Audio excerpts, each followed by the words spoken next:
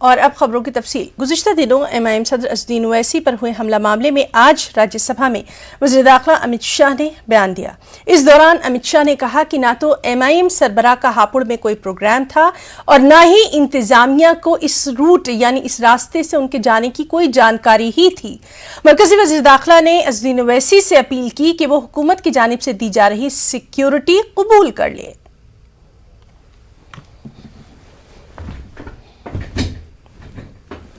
में एक प्रथम सूचना रिपोर्ट अपराध संख्या 45/22 अंतर्गत धारा 307 भारतीय दंड संहिता और धारा 7 आपराधिक कानून संशोधन अधिनियम 1932 थाना पिलखुआ जनपद हापुड़ में पंजीकृत किया गया और इसकी विवेचना की जा रही है।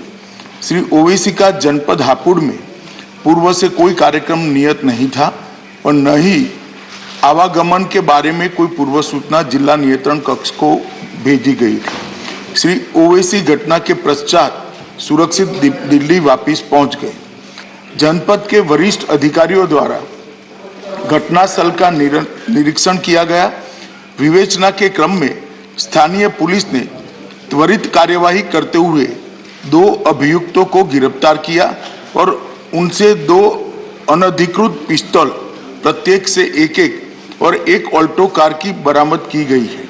घटनास्थल और वाहन का फोरेंसिक्स टीम द्वारा सूक्ष्मता से जांच किया जा रहा है और साक्ष्य एकत्रित किए जा रहे हैं। दोनों अभियुक्तों से उत्तर प्रदेश पुलिस द्वारा पूछताछ की जा रही है। जनपद में कानून और व्यवस्था की स्थिति नियंत्रण में और सामान्य है। कड़ी सतर्कता भी बरती जा रही है। केंद्रीय गृह मंत्रालय द्वारा तुरंत ही राज्य सरकार से रिपोर्ट प्राप्त की गई है।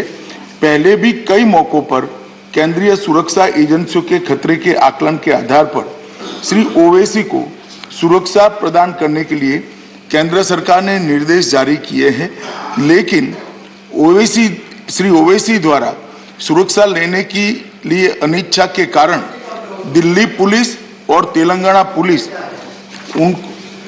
उन्हें सुरक्षा देने का प्रयास सफल नहीं हो पाया। श्री ओवैसी के खतरे का पुनः मूल्यांकन कराया गया है और खतरे के आकलन के आधार पर उनका दिल्ली में बुलेट प्रूफ कार के साथ अखिल भारतीय स्तर पर केंद्रीय रिजर्व पुलिस बल की जेड श्रेणी की सुरक्षा प्रदान की गई है। मेरा वक्तव्य समाप्त हुआ, मगर हमारे पास जो मौखिक सूचनाएं श्री ओवैसी के द्वारा भेजी गई, उन्होंने अभी भी सुरक्षा लेने से इनकार किया है। मैं सदन के माध्यम से श्री ओवैसी को विनती करना चाहूंगा कि वो तत्काल सुरक्षा ले ले और हम सबकी चिंता का समाधान करें। धन्यवाद। पाकिस्तान हुकूमत की जानिब से ख्वाजा गरीब नवाज रहमतुल्लाह अलैह के 810वें उर्स के मौके पर चादर पेश की गई। पाकिस्तानी हाई कमीशन के कमिश्नर आफ्ताब हसन खान ने ख्वाजा के दरबार में ये चादर पेश की। इस मौके पर दोनों मुल्कों में अमन व अमान की खास दुआएं भी मांगी गई।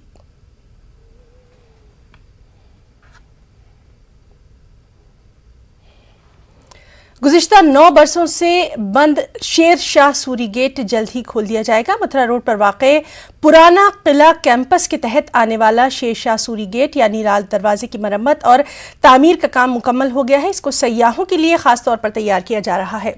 2012 में भारी बारिश की वजह से दरवाजे के एक हिस्से को नुकसान पहुंचा था, जिसके बाद इसको बंद कर दिया गया था। हमारे नुमाइंदे खुर्रम शहजाद ने यहाँ का जायजा कुछ यूं लिया। शेर शाह सूरी जिसने हिंदुस्तान को कई ऐसी चीज़ें दी थी जो अब तक चली आ रही हैं, चाहे मुल्क की सबसे तवील तरीन सड़क हो या फिर ज़मीन का रकबा नापने का तरीका हो, उस शेर शाह सूरी की दिल्ली में जो यादगार है यानी कि लाल दरवाज़ा, आज हम उसके सामने खड़े हैं। आप देखेंगे कि ये शेर शाह सूरी दरवाज़ा है। यहाँ पर ये पूरा परिसर जो है, ये पूरा कैंपस जो है शेर शाह सूरी के ज़रिए से बनवाया गया था सन 1240 में, लेकिन उस पर 2012 में उस वक्त से ताला लगा हुआ है। जब इसके शेर शाह सूरी का जो अंदर दरवाज़ा है, आप देखेंगे कि उसके आधे हिस्से में दीवार है, लेकिन वो तब से बंद पड़ा हुआ था, लेकिन इस पर अभी भी ताला लगा है। 2012 में ऐसा हुआ था कि बारिश हुई थी, बारिश की वजह से कुछ हिस्सा मुनहदिम हो गया था, जिसकी वजह से आधे हिस्से को बचाने के लिए आधे हिस्से में दीवार कर दी गई थी, वो दीवार अब भी खड़ी हुई है। लेकिन अब ये दरवाज़ा जो है वो खुलने जा रहा है। ये सयाहों के लिए बंद था, हालांकि इस पर काम चल रहा था। एएसआई की तरफ से जो हमें मालूमात मिली है कि जो फिनिशिंग का वर्क है, जो रिपेयर वर्क है, वो तमाम वर्क यहाँ पर पूरा कर लिया गया है और आगे कुछ वक्त में जो यहाँ से मटेरियल्स है, तमाम चीज़ें हैं, इनको हटाया जाएगा और सयाहों के लिए पूरे तौर से तैयार किया जाएगा। उसके बाद इस दरवाजे को सयाहों के लिए खोल दिया जाएगा। तो पूरे 9 साल के बाद ये दरवाज़ा सयाहों के लिए, ये कैंपस सयाहों के लिए खोला जाएगा। इसमें दरवाज़ा ही नहीं है बल्कि अब काफ़ी बड़ा कैंपस है, उसमें कई इमारतें हैं, खैरुल मनाजिल मसाजिद है, उसके अलावा दूसरी इमारतें भी हैं। तो ये 9 साल के बाद खुलने जा रहा है। कैमरामैन फिरोज वानी के साथ Khurram Shahzad, news 18 Delhi. SP supremo Akhilesh Yadav ने प्रेस कॉन्फ्रेंस से खिताब किया। इस मौके पर अखिलेश यादव ने बीजेपी पर निशाना साधा और कहा कि यूपी की खस्ताहाली के लिए बीजेपी जिम्मेदार है। जमहूरियत को बीजेपी से शदीद खतरा है। जमहूरी इक़दार को खत्म करने का काम बीजेपी कर रही है। लोकतंत्र बचाना है, संविधान बचाना है, उत्तर प्रदेश के भविष्य का चुनाव है। भारतीय जनता पार्टी जिस दिशा में चुनाव को ले जाना चाहती है, वो अपनी उपलब्धियां नहीं बताना चाहते हैं, वो आरोप को लगा रहे हैं। और मैंने देखा है कि जितना बड़ा भारतीय जनता पार्टी का नेता है उतना बड़ा झूठ बोल रहा है।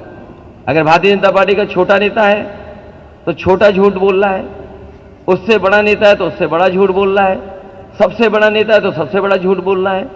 और जिस तरीके से भारतीय जनता पार्टी लगातार झांसा दे रही है, झगड़ा लगाने का काम कर रही है और झूठ बोल रही है, भारतीय जनता पार्टी को अपना नाम भी बदल लेना चाहिए।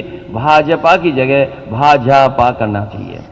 बाबा साहब भीमराव अम्बेडकर जी के दिए हुए अधिकारों के खिलाफ लगातार भारतीय जनता पार्टी काम कर रही है। मैं समाजवादियों के साथ साथ सभी अम्बेडकरवादियों से अपील करता हूं कि इस तरह का व्यवहार भारतीय जनता पार्टी का सरकार रहा है, केवल फीस को लेकर के नहीं या संस्थाओं को लेकर के नहीं, हर जगह जो संविधान ने हमें हक और सम्मान दिया उसको छीनने का काम भारतीय जनता पार्टी कर। बिजनौर में बीजेपी की जनसभा से पीएम नरेंद्र मोदी और सीएम योगी आदित्यनाथ ने खिताब किया और समाजवादी पार्टी को तनकीद का निशाना बनाते हुए सीएम योगी ने कहा कि यूपी की सभी परेशानियों के लिए एसपी ही जिम्मेदार है, जबकि बीजेपी की सरकार आई है, गुंडागर्दी को खत्म किया है, तरक्की की नई राह दिखाई है। पीएम मोदी ने कहा कि समाजवादी पार्टी को तरक्की से कोई मतलब नहीं रहा। आपने 5 वर्ष उत्तर प्रदेश में भारतीय जनता पार्टी की डबल इंजन की सरकार की कार्य पद्धति को देखा है। डबल इंजन की सरकार ने उत्तर प्रदेश के अंदर हर सुविधा डबल और ट्रिपल तरीके से अपनी जनता जनार्दन को देने का कार्य भी किया है। याद करिए, आज से 5 साल पहले इस पश्चिमी उत्तर प्रदेश की स्थिति क्या हुआ करती थी। 5 वर्ष में दंगा, कर्फ्यू और पलायन यह यहां की नियति बन चुकी थी। पर्व और त्योहार के पहले यहां पर दंगा होता था। हर दंगे के साथ महीनों तक चलने वाला कर्फ्यू लगता था और कर्फ्यू के कारण न केवल व्यापारिक प्रतिष्ठान बल्कि आम जनजीवन पूरी तरह त्रस्त होता था। हर व्यक्ति तबाह होता था। बेटी की सुरक्षा खतरे में, कोई महिला बाजार नहीं जा सकती थी। कोई भी व्यक्ति अपने आप को सुरक्षित महसूस नहीं कर रहा था। व्यापारी पलायन कर रहा था और गुंडागर्दी चरम पर थी। वह गुंडागिर्दी कहीं और से नहीं, सत्ता प्रायोजित गुंडागिर्दी से यहां का हर व्यक्ति त्रस्त था। भाइयों बहनों, 5 साल में आपने देखा होगा, 5 साल में कोई दंगा उत्तर प्रदेश के अंदर नहीं हुआ।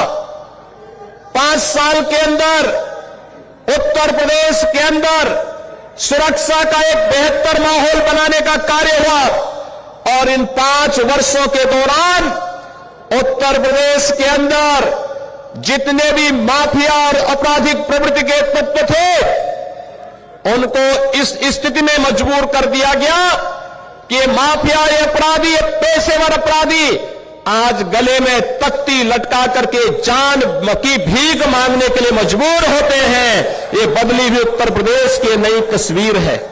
दुष्यंत कुमार जी ने कहा था, उन्होंने लिखा था,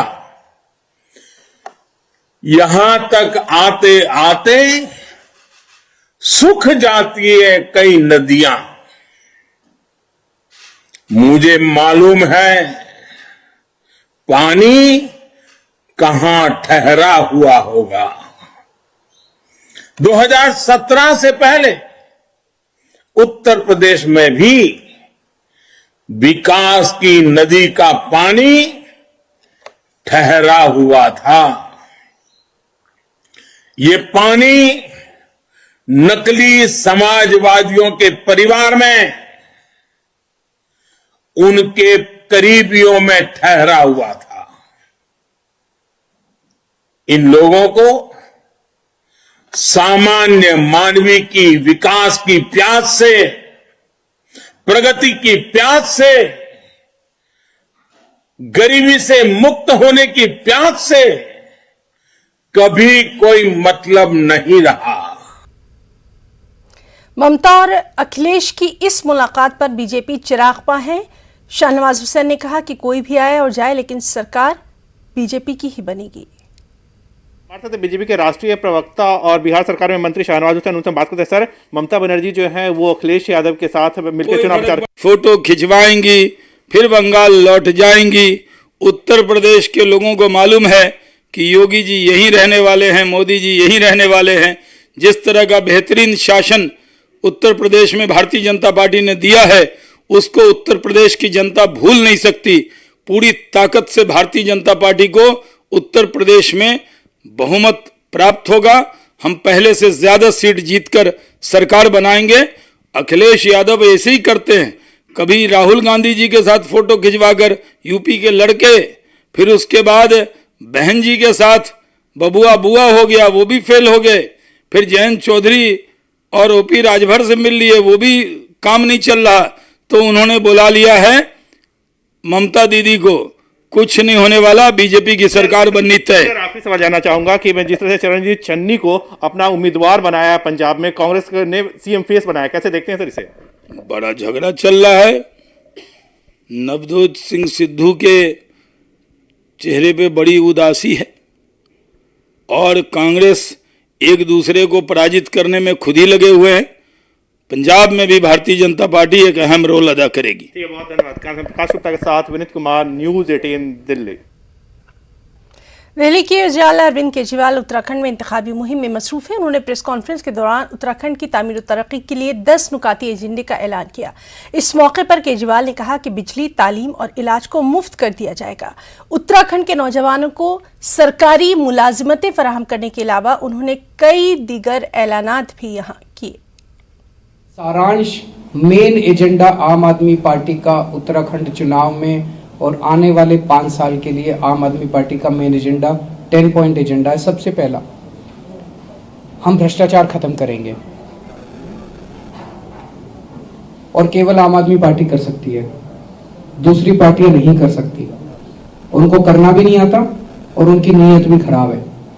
आम आदमी पार्टी वालों की नीयत साफ है, हमने करके दिखाया है। दिल्ली के अंदर 7 साल में हमने भ्रष्टाचार खत्म किया है।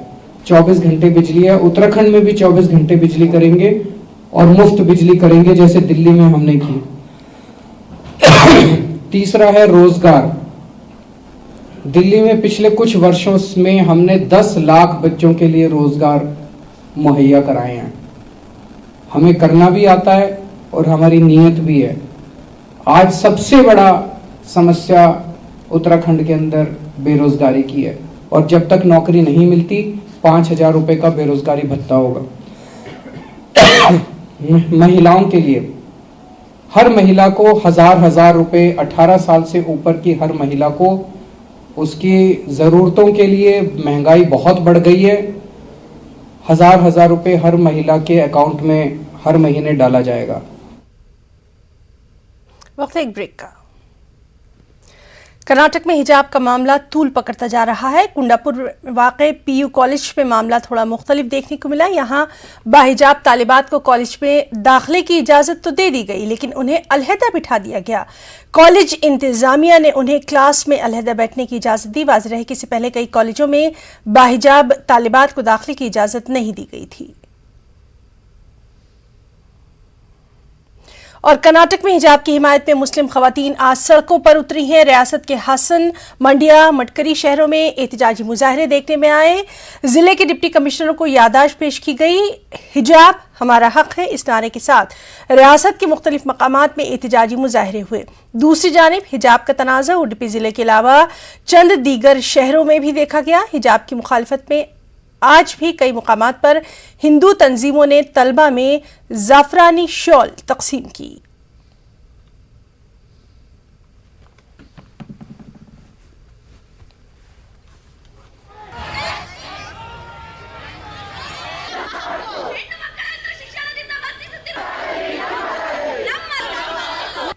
हमने ऐसा कुछ भी नहीं सोचा था कि ये इतना बड़ा जाएगा, इतना लॉन्ग जाएगा। हम लोगों ने ये रिलीजियस भी नहीं सोचा था, रिलीजियस होगा और पॉलिटिकल होगा ऐसा भी नहीं सोचा था। हम लोग जस्ट हमारा राइट मांग रहे थे, जो कि हमारे कॉन्स्टिट्यूशनल वैल्यूज में आता है। हमारा गवर्नमेंट कॉलेज होने के नाते उसमें कॉन्स्टिट्यूशनल वैल्यूज के बेसिस पर ही चलता है गवर्नमेंट कॉलेज। तो हम लोग एक्सपेक्ट कर रहे थे कि वो हमें हमारा राइट देंगे, बट इसको इतना लंबा खींचा गया कि अब दूसरे कॉलेजेस में भी हिजाब बैन हो रहा है और दूसरे कॉलेजेस के like other religion people are wearing saffron shawl. वो ऐसा कह रहे हैं कि अब जब तक हम नहीं निकालेंगे वो भी नहीं निकालेंगे। हमें कोई भी ऑब्जेक्शन नहीं है, वो जो भी पहनना चाहते हैं वो पहने। मतलब अगर उनके रिलीजन में it's important then they can wear, it's their choice. लेकिन हमारे लिए it's important, it's a pride, it's a matter of dignity, so we want to wear it and we want it's a totally violation of constitution values, because when constitution is allowing us, giving a right us to practice our religious thing, then why they are not allowing us? So it's a total violation of our fundamental rights. पहले तो seniors तो shawl पहन कर जा रहे थे, वो लोगों को अंदर बिठा रहे थे, या हिजाब पहन कर जा रहे थे, वो लोगों को अंदर बिठा रहे थे। मतलब हम लोगों को क्यों बाहर बिठा रहे हैं? मतलब इसमें ही पता चलता है कि वो लोगों को दूसरा ही रूल्स, हम लोगों को भी दूसरा ही रूल्स, वो एजेंडा दूसरा हो रहा है। हाँ, वो लोग भी पहन कर जा रहे थे, वो लोगों को भी क्लास में बिठा रहे थे। सिर्फ हम लोगों को क्यों नहीं बिठा रहे?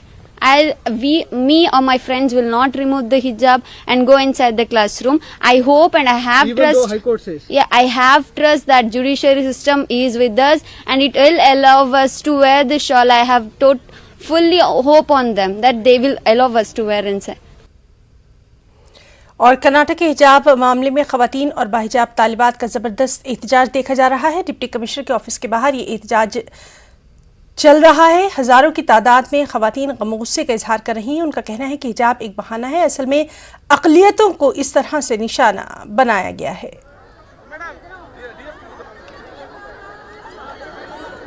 क्योंकि आज हमारे मुल्क में अक़लियतों के लिए कोई जगह नहीं है, ना ही उन्हें तहफ़्फ़ुज़ है। आज जहाँ पे बेटी बचाओ बेटी पढ़ाओ कहते हैं, वहाँ एक भी बेटी महफूज नहीं है। हर बेटी की जिंदगी खतरे में है। उन्नाव से लेके अगर आप उत्तर प्रदेश में जाके देखेंगे, रातों रात जला देते हैं। तो ये किसी के हमदर्द नहीं है, ये बस हिजाब का बहाना बना रहे हैं, क्योंकि इज्जत नफ्स किसी शख्स की महफूज नहीं। यहाँ अपने ही निगहबानों से डर लगता है। और यहाँ पे अगर देखें तो मोदी जी, पीएम मोदी हमारे जो हैं, जो खुद को प्राइम मिनिस्टर कहते हैं, उनकी माता श्री, उनके भी सर पे दुपट्टा पल्लू होता है। अगर निकालना है तो उनका पल्लू निकालें। संसद में बैठने वाली प्रज्ञा ठाकुर से लेके योगी उत्तर प्रदेश का जो चीफ मिनिस्टर है, उसका लिबास आप देखेंगे तो वो भी केसरी लिबास है। जब पार्लियामेंट में बैठ सकता है, जब ये जाके पार्लियामेंट में बैठ सकती है, तो ये बच्चियाँ क्यों कॉलेज में, स्कूल में नहीं बैठ सकती? ये कहाँ का इंसाफ है? और कर्नाटक के इलाके उडुपी में हिजाब पर जारी तनाज़े पर इंडियन यूनियन मुस्लिम लीग ने गहरी तशवीश का इजहार किया। बेंगलुरु में IUML के रियासती सदर जावेदुल्ला ने कहा कि हिजाब के खिलाफ मुहिम चलाने वालों का हुकूमत साथ दे रही है। इस मुहिम के जरिए मुस्लिम लड़कियों को तालीम हासिल करने से रोकने की कोशिश की जा रही है। जावेदुल्ला ने कहा कि उनकी पार्टी जल्दी खवातीन कमीशन में इस सिलसिले में अपनी शिकायत दर्ज करवाएगी। आज ये बीजेपी हुकूमत कर्नाटक में आने के बाद जो हिजाब के खिलाफ जो मुहिम चलाने वालों को सपोर्ट कर रही है और वहाँ के लोकल एमएलए एमपीज भी सपोर्ट कर रहे हैं। और इस इतने दिन के बाद इनको हिजाब क्यों याद आया? जब बहुत सारे मसाइल हमारे रियासत में थे, उन मसाइल को छोड़कर, हिंदुस्तान के अंदर भी बहुत सारे मसाइल हैं, उनको छोड़कर सिर्फ हिजाब इनको क्यों? अभी इस वक्त में जब इम्तिहानात करीब हैं बच्चों के, इस वक्त में हिजाब इनको क्यों याद आया? मैं समझता हूं कि ये गवर्नमेंट जो है, बीजेपी गवर्नमेंट इनके सपोर्ट में है, जो हिजाब के खिलाफ मुहिम करने वालों का सब पूरा सपोर्ट कर रहे हैं। ये जो है anti constitutional activity. Madhya Pradesh हुकूमत ने लता मंगेशकर के नाम से इंदौर में एक यादगार कायम करने का फैसला कर लिया है। लता मंगेशकर की विलादत इंदौर में हुई थी। इसी निस्बत से मध्य प्रदेश हुकूमत ने लता मंगेशकर के नाम से इंदौर में संगीत एकेडमी, संगीत महाविद्यालय के साथ साथ एक लता मंगेशकर म्यूजियम भी कायम करने का फैसला किया है। यही नहीं, वज़ीर दाखिला नरोत्तम मिश्रा ने इंदौर में लता मंगेशकर का मुजस्मा नस्ब करने के साथ हर साल लता मंगेशकर की यौम विलादत के मौके पर उनके नाम से बाकायदा एक अवार्ड देने का भी ऐलान कर दिया है। फैसला हम लोग कर रहे हैं कि मध्य प्रदेश में इंदौर में उनके नाम से संगीत अकादमी स्थापित की जाएगी, संगीत महाविद्यालय जहां बच्चे सुरों की साधना करेंगे, और एक ऐसा संग्रहालय जिसमें लता जी ने जब भी जो कुछ गाया है वो उपलब्ध रहेगा। वो संगीत शास्त्र के विशेषज्ञों से चर्चा करके उसका क्या स्वरूप बने, उसका निर्माण किया जाएगा इंदौर में ही। सख्त मेहनत और अज़्म तकरीबन कुछ भी मुमकिन बना सकता है। न्यूज़ 18 की मुहिम बायजूस यंग जीनियस सीज़न 2 में हम बहुत से ऐसे बच्चों से मिले जिन्होंने अपने अज़्म के साथ वो कर दिखाया जो उनकी उम्र में तकरीबन नामुमकिन लगता है, और यही हमने बायजूस के यंग जीनियस सीज़न 2 के इस हफ्ते के एपिसोड में देखा। आइए देखते हैं इसकी कुछ झलकियाँ।